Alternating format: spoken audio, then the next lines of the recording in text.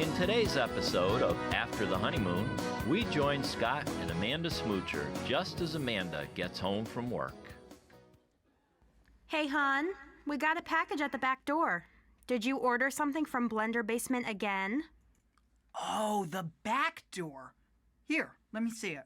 Scott, dearest, didn't we say we're going to start tightening our belts to save up for building the addition? Yeah? Why?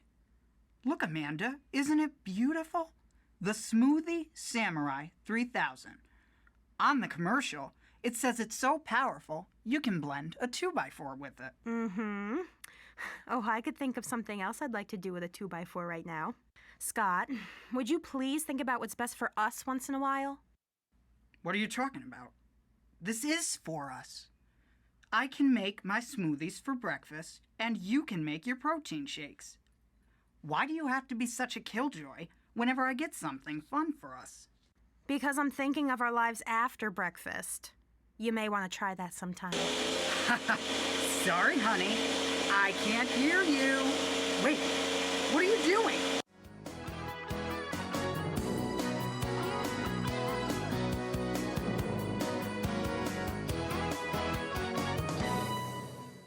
The Smoochers. They're dealing with a little conflict there.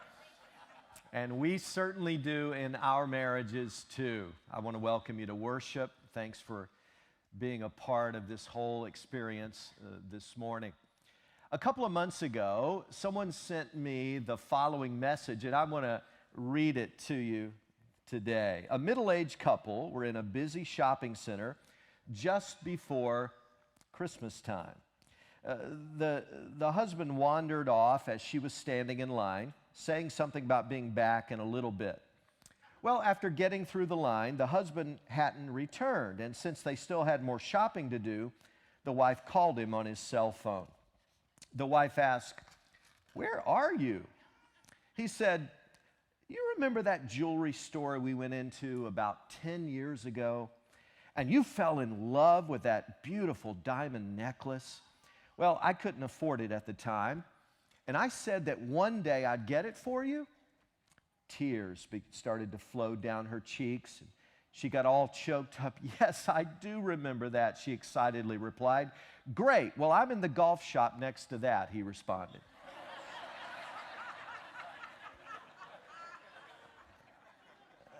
Now, I think that's a really funny story. But sadly, it represents all too often how insensitive we as husbands can be to our wives' thoughts and feelings. The Bible says to husbands, love your wives as Christ loved the church. And it also tells us to live with our wives in an understanding, in a tender way, as with a more delicate vessel. But can we be honest? Every marriage experiences conflict. And we step on each other's feelings, we're insensitive, and conflict is just a reality in every single marriage and in every good friendship. So today, I want to talk to you about how we can handle conflict constructively. I'm convinced that this is one of those skills that if we can learn it, especially early on in a relationship, God can honestly use this to not only save our marriage, but He can help build a very healthy marriage because we've learned to handle conflict well. And I got to tell you, when it comes to this subject, I'm just an incorrigible optimist. I really am. Not just because I'm a Christian, and Christians ought to be positive. I mean, my goodness. When you got God on your side, when God is working on your behalf, that's reason enough to be positive in any situation. But I'm so positive about this topic because here's what I've seen.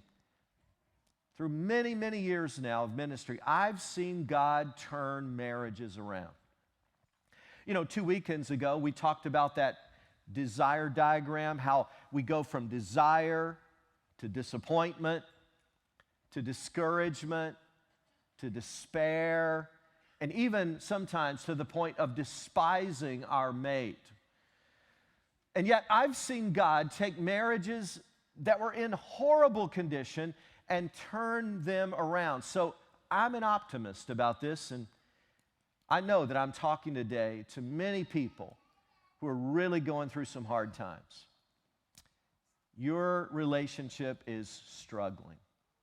And maybe you've thought about just giving up. Maybe you're in despair today, or you're deeply discouraged and you're ready to throw in the towel. Well, I just want to say to you, I am so optimistic about what God can do because I've seen him do it over and over and over again when two people are willing to work. So here's the deal. Today we're going to look in again on a biblical couple. Their names are David and Michal. Now, really, if you looked at her name up on a Hebrew pronunciation guide on a website, I encourage you to do that if you're curious, you'll see it's not really Michal, it's more like Michal. It's like you're clearing your throat when you say her name.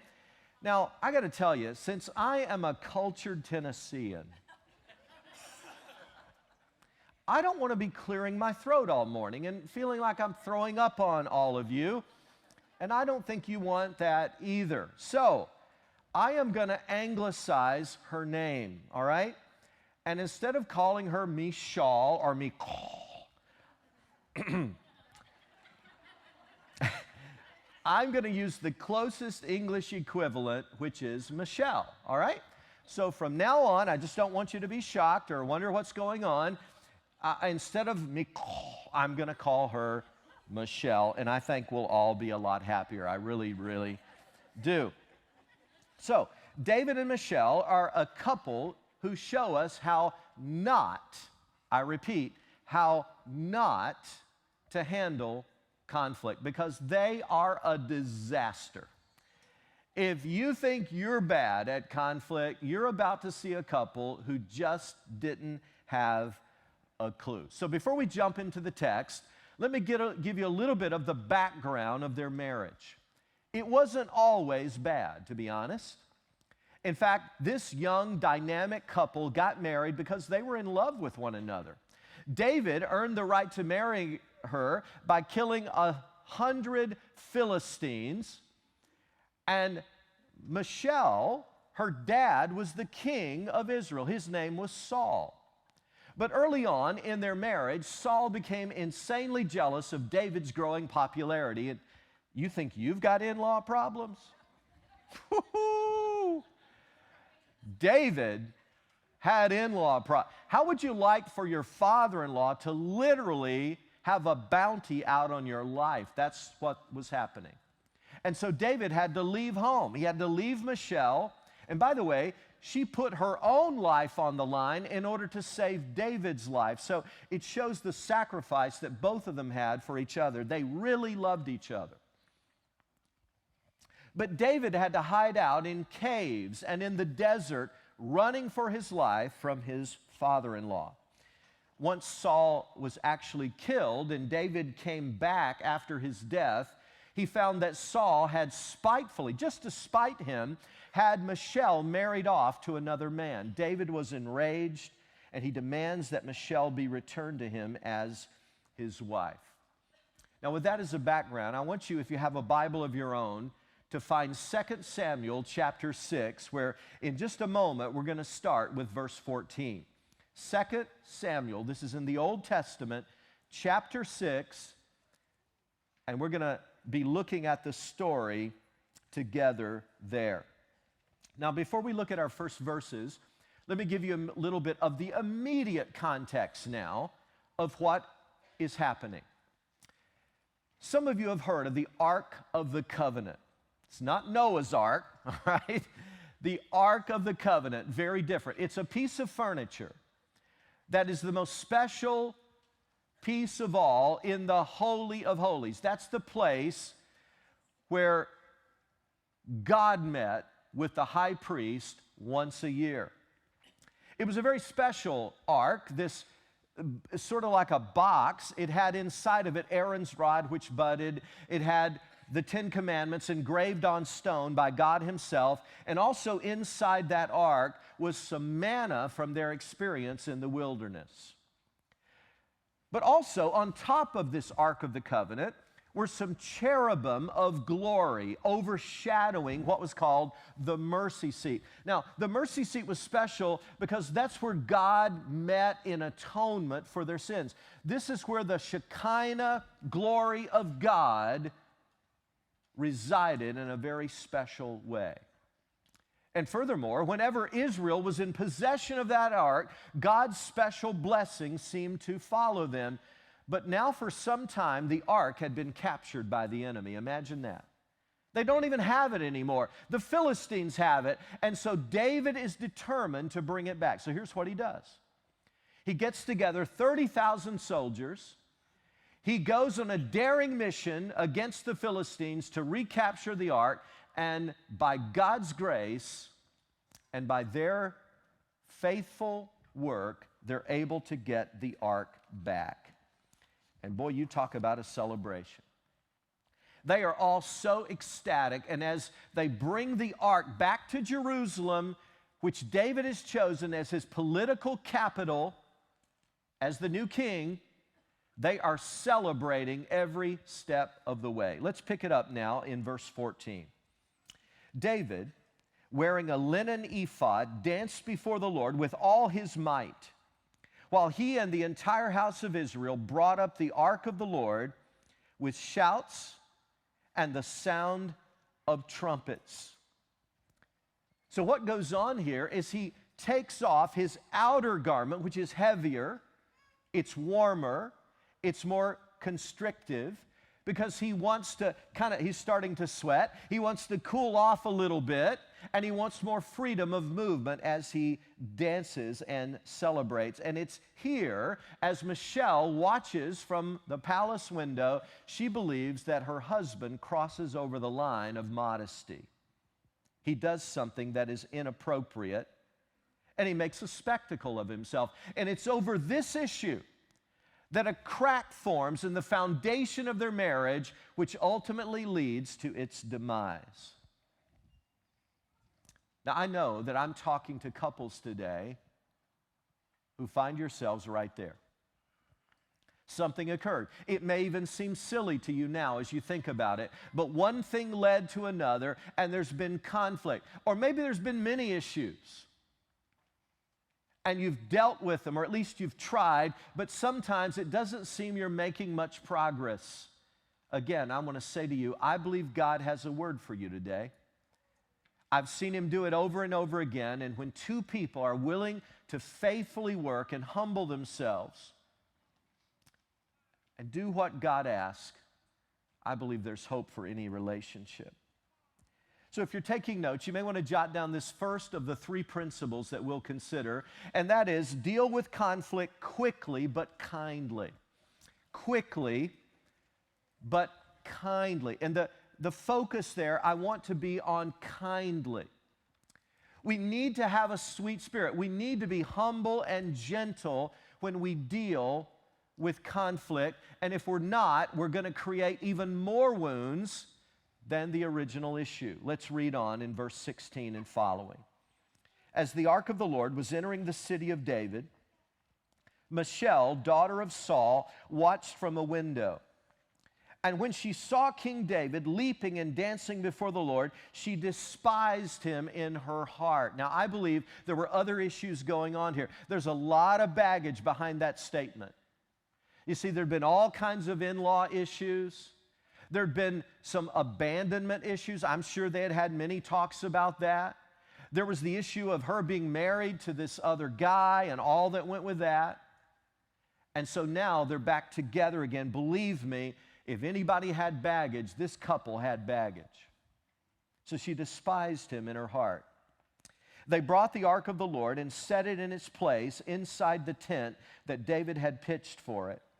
And David sacrificed burnt offerings and fellowship offerings before the Lord. After he'd finished sacrificing the burnt offerings and fellowship offerings, he blessed the people in the name of the Lord Almighty. Then he gave a loaf of bread, a cake of dates, and a cake of raisins to each person in the whole crowd of Israelites, both men and women. So they're all getting a gift here that they can take home with them. And all the people went to their homes. When David returned home to bless his household, Michal, daughter of Saul, came out to meet him and said, now, folks, we don't know always the tone that's represented in statements in the Bible. I wish we did. It would be very helpful. But my guess is purely a conjecture on my part. My belief is that the tone here is probably sarcastic. Okay? How the king of Israel has distinguished himself today, disrobing in the sight of the slave girls of his servants as any vulgar fellow would. Now again, to appreciate the celebration, imagine your favorite college team. It doesn't matter, baseball, football, basketball, Division I, NCAA, and you've won the national tournament. You're the champions.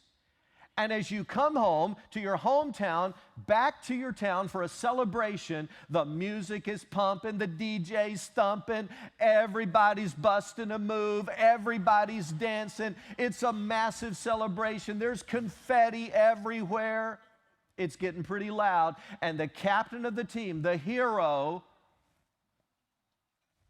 is in the front of the parade, and he is cutting the rug. He is leading the celebration. And at some point, he crosses the line of modesty in his exuberance.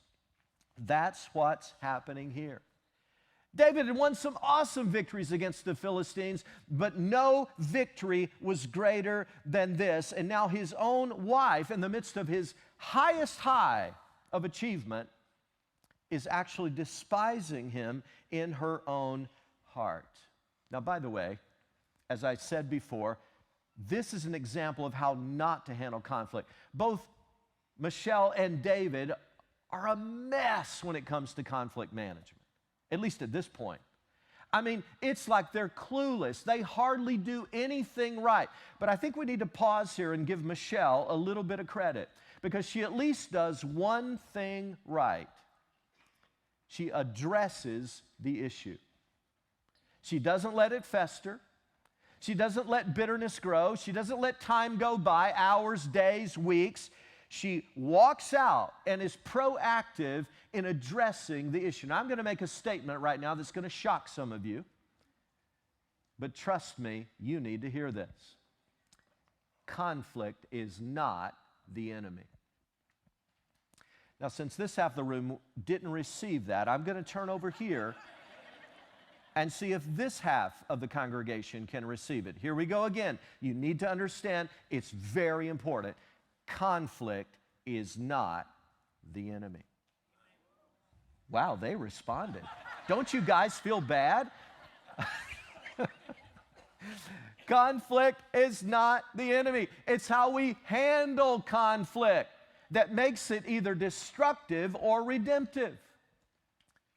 You know the people I feel sorry for? It's the people who sweep conflict under the rug. I grew up, and many of you grew up in families who tended to do that. You were so afraid of conflict because it often was handled so badly that you would learn just to sweep everything under the rug and act like there was no issue. But the truth is, your home was filled with elephants all around, but nobody would acknowledge them. Oh, no issues here. But there's elephants in the room. All kinds of issues that ought to be dealt with, but you just sweep them. That's the people I'm concerned about. Michal had one good thing going for her here. She wasn't about to sweep this under the rug. She was frustrated, disappointed, embarrassed, hurt, and she was going to let her husband know about it. We need to give her credit for that. It's not what she did, it's how she did it. And that's where we often get in trouble with our conflict management. It's not dealing with conflict, nor is it conflict itself. It's how we deal with it that gets us in trouble. One expert wrote, the number one rule in marital conflict is this: be nice. Be nice. Have grace. Be compassionate. If you can manage to be nice to your spouse when you're in conflict, then the odds are likely you'll be able to work through things. And that is so true. So make no mistake. Let's make sure we fully understand Michelle has a right to be frustrated. There are some scenes that need to be reserved for privacy, not for the public.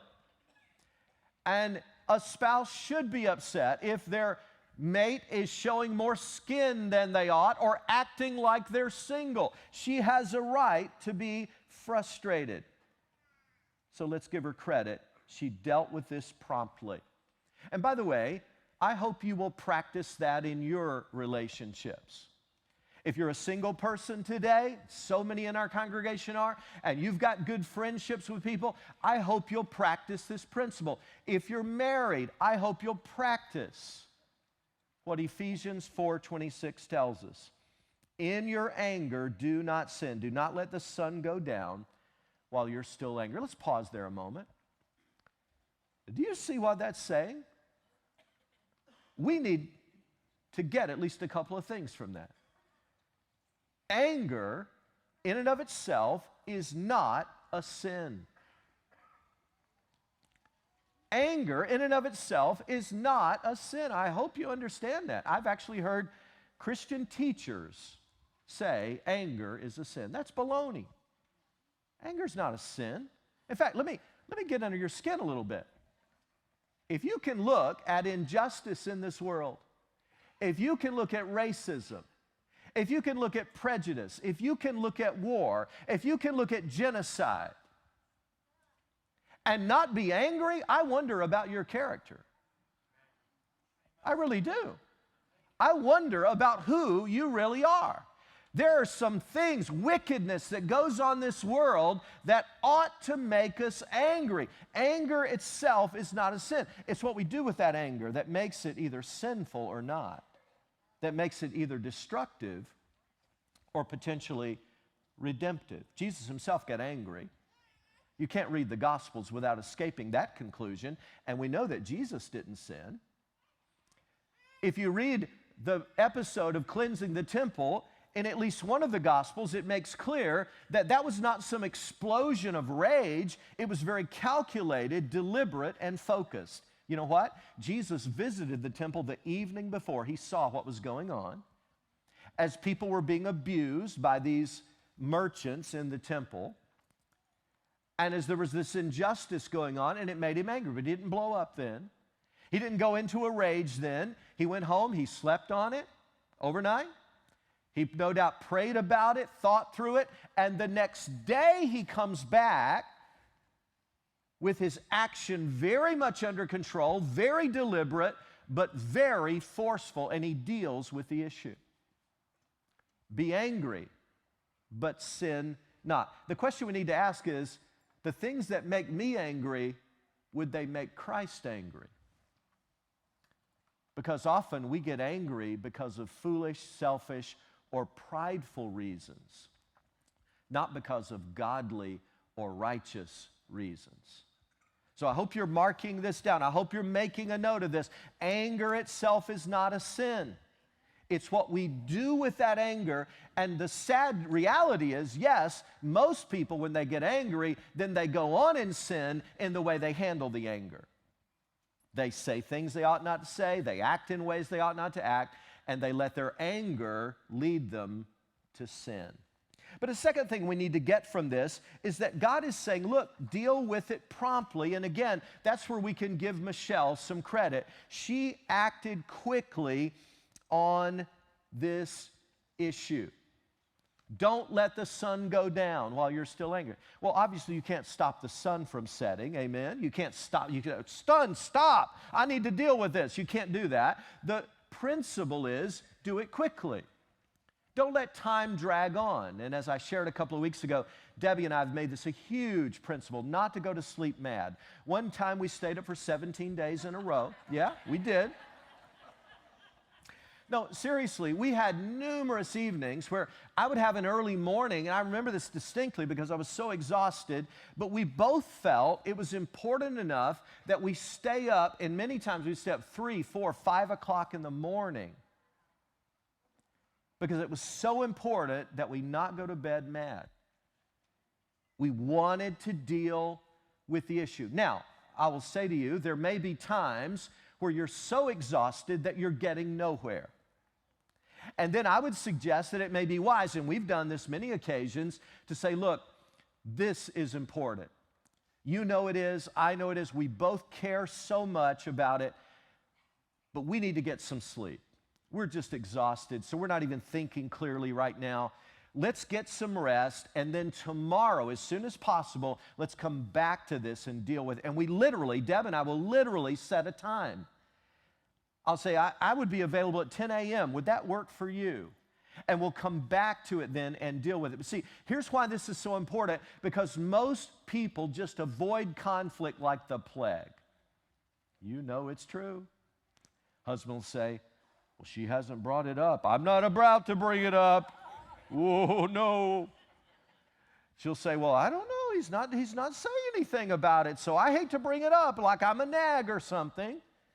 And so they let it go. But 2 weeks later, they get in another conflict, and guess what? They bring up the old conflict again. Deal with conflict quickly, but kindly. It's a principle that we all need to learn. A second lesson is here. Deal with conflict thoroughly, but not vindictively. Here's what I mean by that. We shouldn't be vindictive in the sense that we're trying to create a wound in our spouse. We shouldn't be looking at conflict as a win-lose situation. Look, somebody has to win here, and somebody's going to lose, and you'd better be sure that I'm going to win. Amazingly, that's the way so many people approach conflict. I would suggest to you, you may want to write this down, approach conflict with a win-win attitude. Conflict can be your greatest friend. Dear people, it can be your greatest friend if you deal with it wisely. It can lead your marriage to deeper levels than you've ever gone. It can help you understand one another better. Conflict is not the enemy. It's how you manage it that makes it either destructive or redemptive. Verse 21 reads, David said to Michal, it was before the Lord who chose me rather than your father or anyone from his house when he appointed me ruler over the Lord's people Israel. I will celebrate before the Lord. In a sense, David is kind of just saying, look, I was really doing this for God. It is always crazy when you pull God into a mess like this, by the way. Okay? He's essentially blaming this on God. And then he's kind of subtly giving an insult to her father. By the way, remember your dad? You remember that guy who kind of burned out? You remember that guy who's a you remember that guy who's dead now, but he just really went bad? You think I'm a bad husband? I'm a lot better than your father. Put that in your pipe and smoke it, Michelle. That's what the Hebrew really says here, I think. Yeah. Yeah, that's what he's really saying. Put that in your pipe and smoke it, dear. See, it's so common in conflict that we get off the key issue. Isn't that true? Has this happened to you? Have you ever found yourself in a conflict with your mate and you're arguing about something, and an hour later you don't even remember what you started arguing about? Because you've gotten on so many other issues, and old wounds have been opened up, and bandages have been ripped off of old wounds, and now you're just mad. Debbie and I have this rule that we try to follow. Deal with one issue at a time. Because your temptation is to go all over the map whenever you get angry and upset with each other. You start bringing up, you don't get hysterical, you get historical. You start bringing up every hurt from the past. And, oh, your mother was like this. And, oh, your dad did this. Well, I can't believe what your cousin did. Oh, you remember when you said this? I can't believe how you treated me at that. Wait a minute. Deal with one issue at a time. Those issues, if they're unresolved, need to be dealt with, but you can't deal with everything at once. It will paralyze you. Deal with one issue at a time. Verse 22 reads, David, by the way, now is getting irrational in his response. Have you ever known people who think that the more words they use in an argument, that the more compelling their case is going to be? Just the opposite is usually true. When you just compound words, you usually look like a fool. And that's what David is doing now. He's just a fool here. He's becoming totally irrational. I will become even more undignified than this. He's really getting a tood now. He's kind of in her face. He's kind of dancing in front of her and mocking her. I'll be humiliated in my own eyes, chick. That's what he's really saying here. You think that little dance, you think that was something bad? You ain't seen nothing yet, chick. That's what David is really saying. And I'll be humiliated in my own eyes, which scholars agree is kind of an irrational statement. What? What does he even mean there? That's a dumb statement. But by these slave girls you spoke of, I will be held in honor. Ooh, there David sinks to a whole new low right there. He's really saying there, you know what, Michelle, you may not have liked my little jig out there, my little dance, but I tell you, those girls along the way, they really liked it. Can I have a word with all the men right now? Men, let's huddle up. Okay, men, come on in, close. Huddle up. Let's huddle up for a while here, guys. I just need your attention, 1 minute. All the men out there, especially you married men, note to self, don't say that.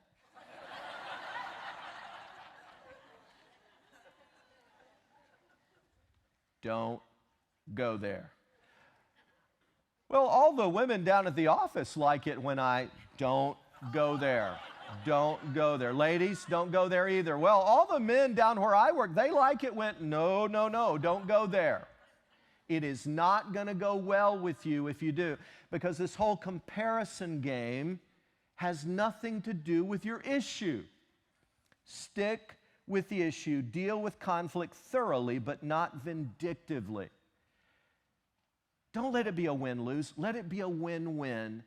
And ask yourself, how can we both win in this situation and both grow through it? Well, there's one final principle I want to mention. Deal with conflict honestly, but forgive. Honestly, but forgive. I dare to believe that things could have gone very different for David and Michelle if they had only dealt with things honestly and been able to forgive one another.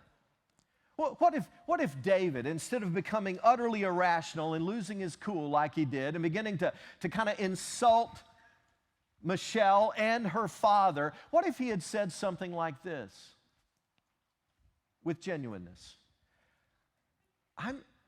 I'm hearing you say that you were embarrassed by something I did out there. Wow. I don't want to embarrass you, Michelle. I love you. I'm going to live with you for the rest of my life. I want us to have an awesome relationship. So the last thing I want to do is hurt you or frustrate you like that. Tell me more. Let me hear your heart today. And then he should shut up and listen. Shut up and listen then. And really listen.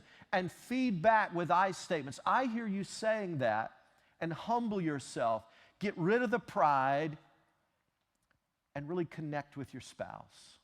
Oh, how different it could have been if he had only done that. If he'd only followed the advice of his son, Solomon, who later wrote in Proverbs 15, a gentle answer turns away wrath, but a harsh word stirs up anger. But instead of it being redemptive like that, sadly, this conflict, this silly conflict, created a crack in the foundation of David and Michelle's marriage that never was truly mended. By the way, I know it was never truly mended because of verse 23, which says, and Michelle, daughter of Saul, had no children to the day of her death.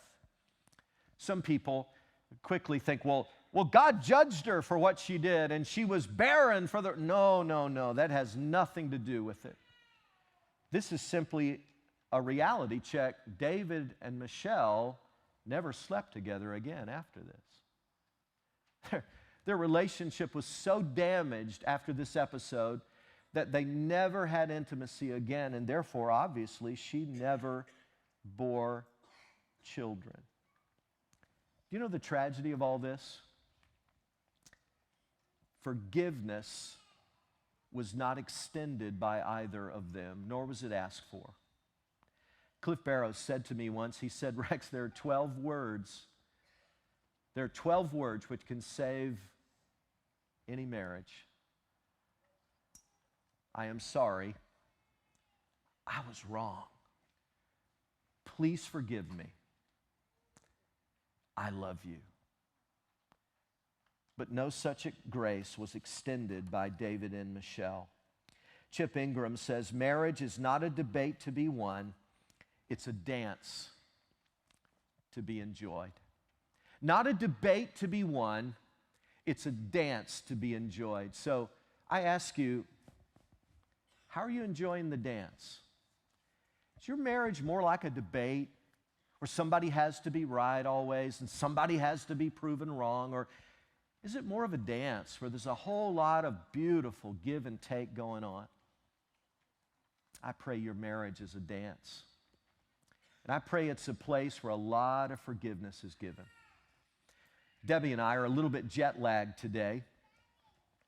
For the last 12 days, we've been on a mission trip, and we've been in 4 countries, really, Bosnia, Herzegovina, Serbia, and Croatia, preaching, teaching, consulting with leaders, listening to leaders' testimony, looking at the challenges that they face. It's been an awesome trip, but we're frankly still a bit exhausted. My body thinks it's like 6 hours from now, so I'm trying to get my body clock back on track. But those countries were torn apart by war 20 years ago. And one of the ugliest wars ever. I mean, it was ethnic cleansing. It was genocide. As we drove along the roads, and our tour guide was President Damir Spoljaric, who is the president of an evangelical union of churches over there. It represents dozens of churches throughout those countries and beyond. And he was our translator. He was our guide as we traveled and spoke. And as we went along, we saw literally hundreds of houses that were abandoned and blown up. There were just skeletons. Most of them have been burned on the inside, and you saw brick and stone still standing, but it was an ugly scar on the landscape, a reminder of one of the worst wars ever, where tank would pull up in front of the house, and soldiers would jump out and command the family, you have 10 minutes to be gone, or we're going to shoot every one of you. So then the houses were blown up and burned so that the families would never, ever even think of returning. It's hard for us, I think, as Americans to imagine the kind of animosity, hatred, and bitterness that existed and often still exists between the people of these countries, where they literally tried to expel anyone who was not like them from their country. But boy, I had a moment in Mostar, and Deb and I had the same thought. It hit us both as we compared notes later. It hit us both at the same moment as we sat with a group of leaders in Mostar, one of the most contentious towns of all during the war, where neighbors fought neighbors across the street, where across the river there in Mostar, they fired mortars and bombs at one another and shot at one another. And we sat with 3 leaders that morning. Schmidt, who was full-blooded Serbian. Damir, who was full-blooded Croatian. These guys would have been cutting each other's throats 20 years ago before they knew Christ. And then there was Dalibor. Oh, Dalibor, what a story he has of miraculous intervention, where one day he cried out, God, Allah, Jesus, Mary, if you're there, if you even exist, I want to know who you are. And God began to reveal himself to Dalibor, who had grown up as an atheist and been taught that there is no God. And I watched these 3 men, these 3 pastors, leaders, sitting together. And Dalibor, by the way, his dad was Serbian and his mother Croat, so he said, I had no friends at all. Everybody hated me. I didn't really fit. And these 3 guys who 20 years ago, before Christ, would have killed each other in a moment, and now they're best of friends. You know what we thought? Only Jesus can do that. Only Jesus can take people who are arch enemies, where the hostility is hot, and turn them into friends. And now they're working together. Now they're working toward a common cause of the kingdom of God and the gospel of Jesus. And I thought, what a miracle. But you know what? That's exactly what God can do in your marriage. He can take people who are at odds with each other, who are in despair, who are so discouraged they're ready to throw in the towel, and He can put you at peace and make you friends again, make you truly love one another, and work together toward an awesome, healthy marriage. That's my prayer for you, friend. That's my prayer for you, as you both work together and invite God to be Lord in your lives. Father, thank you for your goodness to us. Thank you for how you can do miracles and take things that seem hopeless and bring hope. That's my prayer. That's my prayer for the marriage that's really hurting today, for the couple who just doesn't know if it's even possible for them to go on. God, I ask that you would show them, Lord, that you have a glorious future in store. This is our prayer in Jesus' name. Amen and amen.